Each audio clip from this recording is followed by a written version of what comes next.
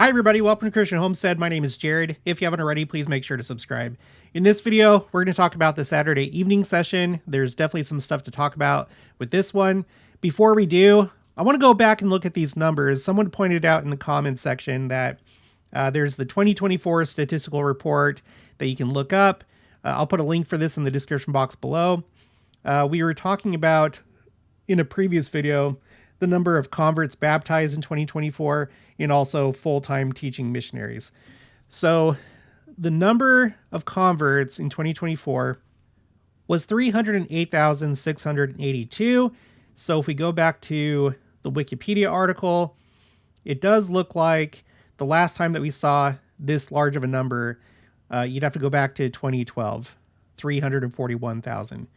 So from 2012 until the pandemic, things had kind of been slowing down a little bit, and then they slowed way down in 2020. But now they're starting to rebound, and now we're at the highest level since 2012. So this is good news.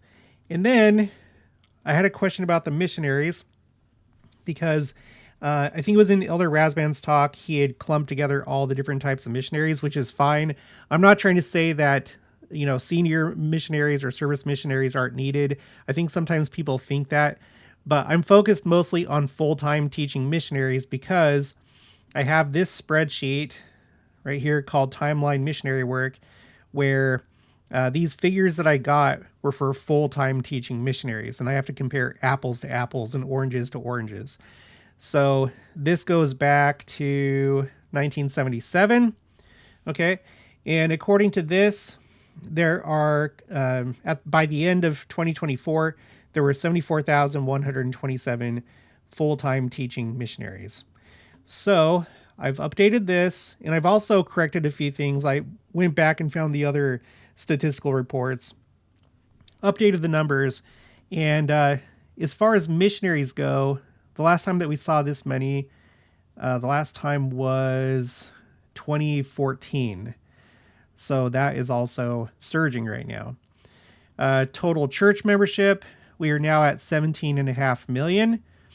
And I mean, I don't know if this trend continues and we're seeing more like a third of a million that are baptized a year, then it's only going to be like another year or two before we hit 18 million. So that's just right around the corner. And President Nelson, for whatever reason, whether it's because of inspiration or projections or maybe both, he has said that we are just at the exponential phase of growth. So I'm excited to see that, and things are definitely headed in the right direction. Okay, so let's go to my notes, and we'll start off with Elder Gary E. Stevenson. This was a pretty incredible talk, and this is one that I'm probably going to want to revisit and do a video about. There were a couple things going on here, but I guess it was mostly focused on Easter and also the reality of Jesus Christ. I recently did a video where I didn't really know up until that video that we were having a problem with some members of the church that don't believe that Jesus Christ was actually literally resurrected. And I had noted that this term, literal resurrection, has seen a spike in recent years.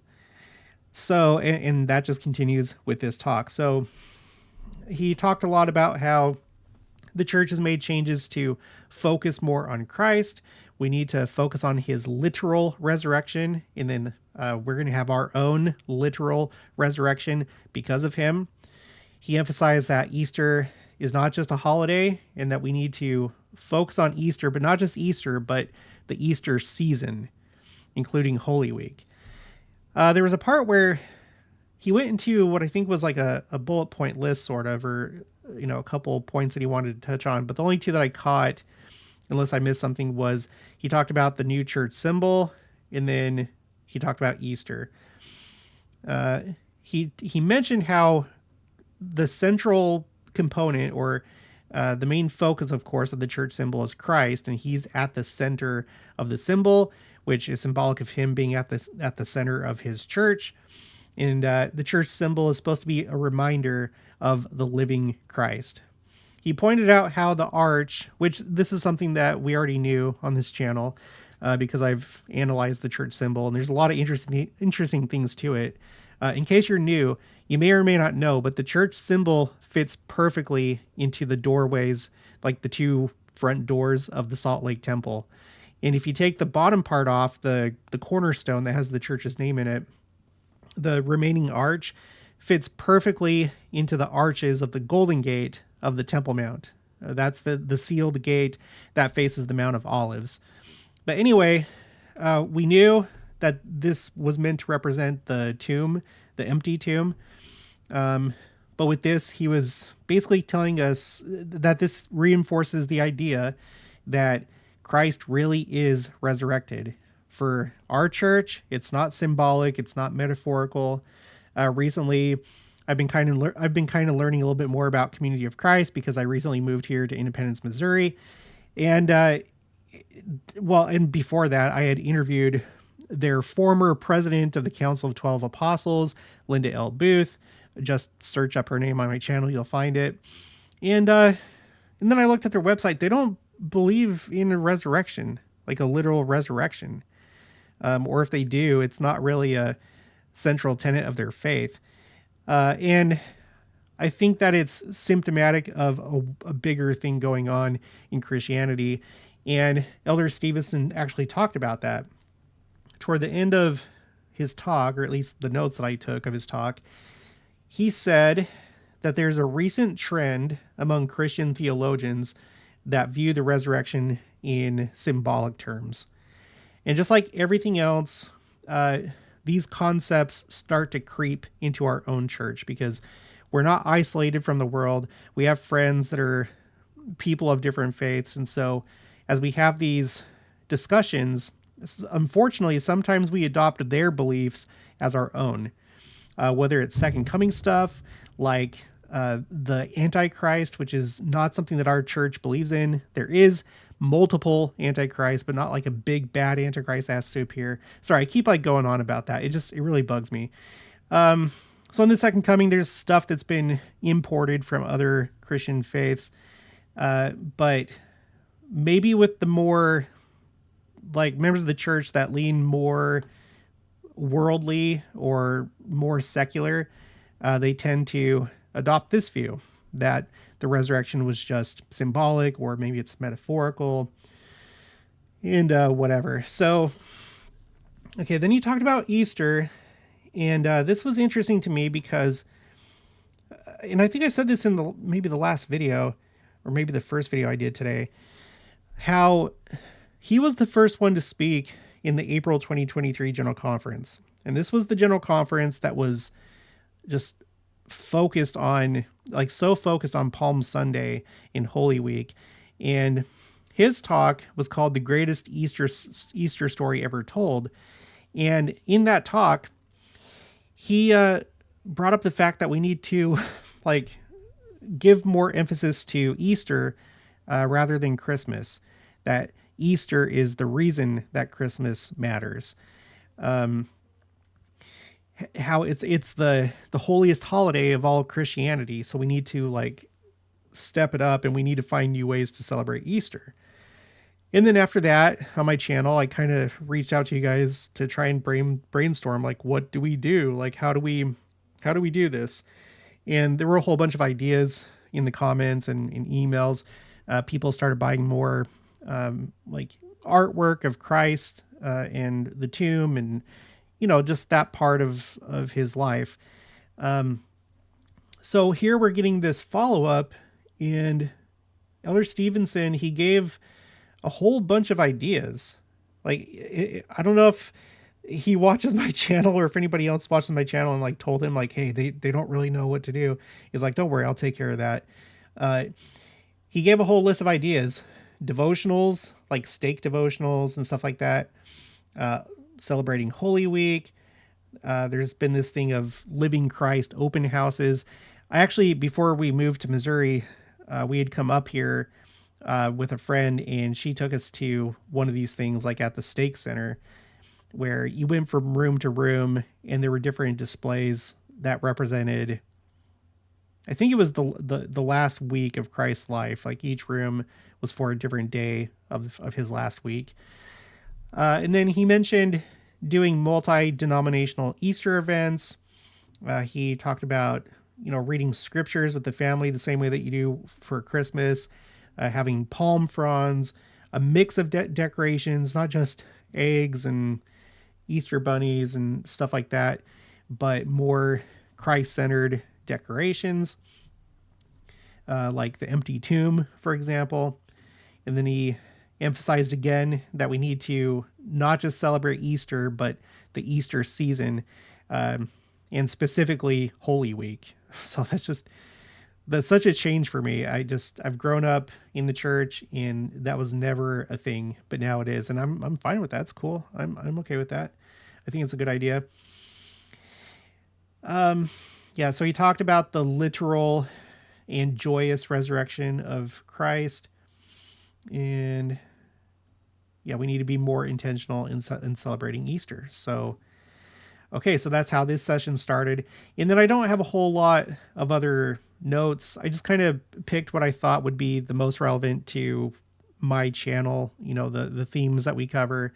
But all of it is important, of course. And this should not be a substitute for watching General Conference. I hope that you're actually watching it.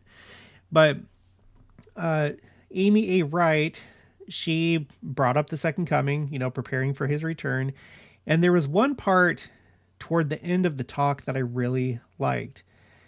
She was talking about, teaching our children about Christ. And please don't, she said, in effect, please don't teach them a fictional, bodiless, simplistic, casual, unknown Christ.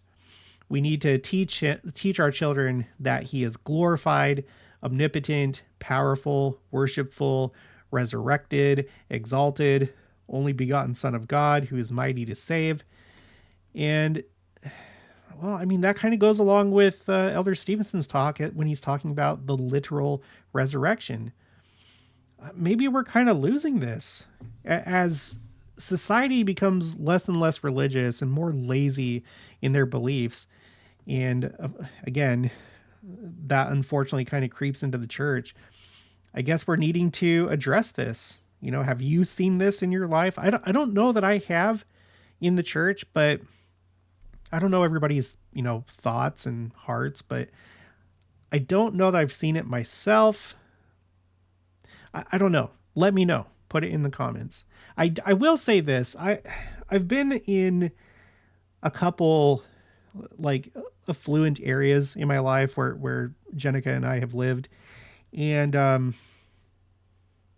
it was never explicitly said, but I think I could picture some people from those wards being like that.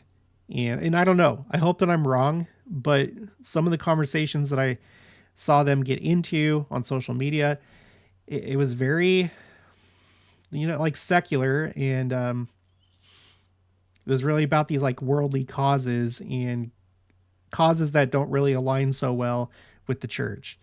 So I could see that crowd maybe having an issue with the literal resurrection and not what some people call the teddy bear Jesus, the watered down Jesus, the Jesus that will never tell you that you're doing anything wrong and you are perfect how you are. That's not right. We are not perfect how we are, not by a long shot. And he does love us as we he will love everybody, regardless of their choices, but that's not the same as what he wants for us and what he knows is best for us and how he's trying to save us and become exalted like him. So yeah. Okay. So maybe I need to talk about that more on my channel, because that's a little bit upsetting, honestly. And then we had Elder Christofferson's talk. He was mostly focusing on the Sabbath, it seemed, but there were a couple things that I took out of the talk that I really liked. He mentioned a recent study of those who view their religious lives as entirely private are less likely to prioritize spiritual growth. Now, I'd like to see that study myself. Maybe I'll do a video about it.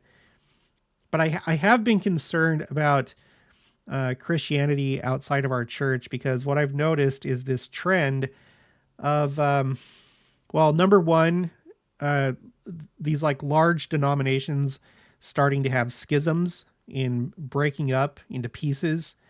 And then you also have Christians that are starting to go to these like standalone non-denominational churches.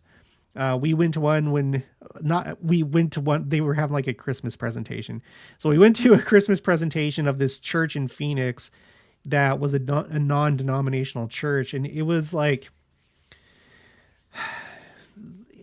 it was a Christmas show that was like for the family. At one point there was an elephant on the stage, and there was like, it was like something like that. It was like a Christmas play type thing. But just the feeling in there, like as we were waiting for the show to start, like the videos and music that they were playing and even just like their irreverence toward Christ. There was a part where they were mimicking a movie. I think, was it Talladega Nights, where they're like, oh, this is,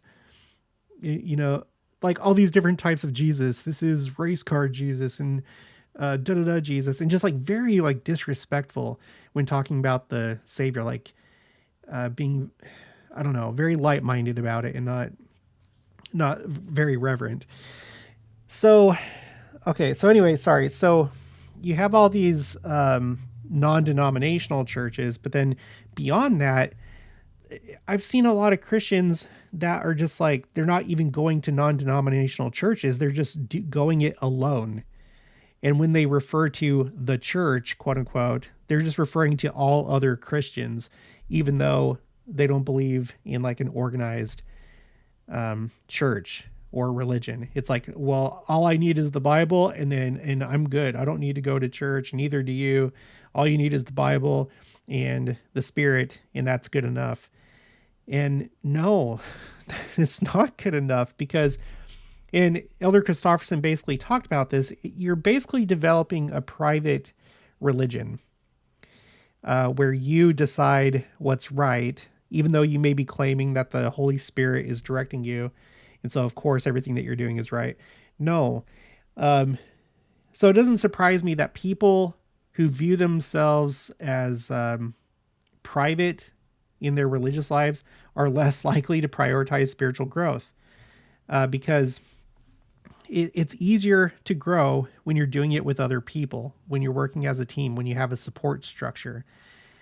You think about, gambling, for example, or you think about drinking, or all these different like addictions. I'm pretty sure it's much easier to overcome your addiction when you're in a community of other people that feel the same way that you do and can support you and be a good example to you. If you're doing religion alone, you probably don't have as strong of a support structure as you're trying to overcome addiction, or as you're just trying to become more like Christ. So I don't know. He talked about idolatry, and he went on to talk about how, like, whenever we put things above Christ, when we don't have our priorities straight, whether it's, you doing things your own way rather than the Lord's way. And I'm so happy that he brought up for some people, their idolatry is their political party or a cause that they're part of, like some kind of like political or social cause. And I've been pretty dismayed myself, just seeing people, it really is like their politics is their religion. And then they try and make the church fit their politics. And it's on both sides. I've seen people on the left try and do that, and I've seen people on the right try and do that. And then they get upset when the church doesn't bow down to whatever their beliefs are. The church is the church. And there's people that want to change the church.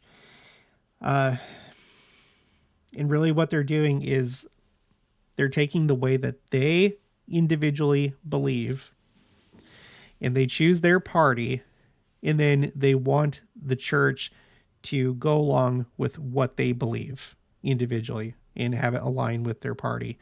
It's awful. Please don't do that. Stop. Please stop. Have the church be your church. Worship Christ, not your party or your cause or whatever. Okay, so that's all that I have for this one. I'm very excited for tomorrow. I think that there's going to be more incredible things. This whole conference, I feel like there's been a lot of really tough talk, addressing real issues, like really thorny type issues. I feel like that's the theme so far of this conference. You let me know what you think. But I know we're all excited to hear from President Nelson. We'll see if he announces 15 temples to complete 200 that he's announced. We'll see if there's any other big things. But it's not over yet. I'm excited. Okay, that's going to be it for this one. If you haven't already, please make sure to subscribe. Like this video if you liked it. Leave your thoughts and opinions down in the comments below. Also, make sure to share it, and I'll talk to you guys later.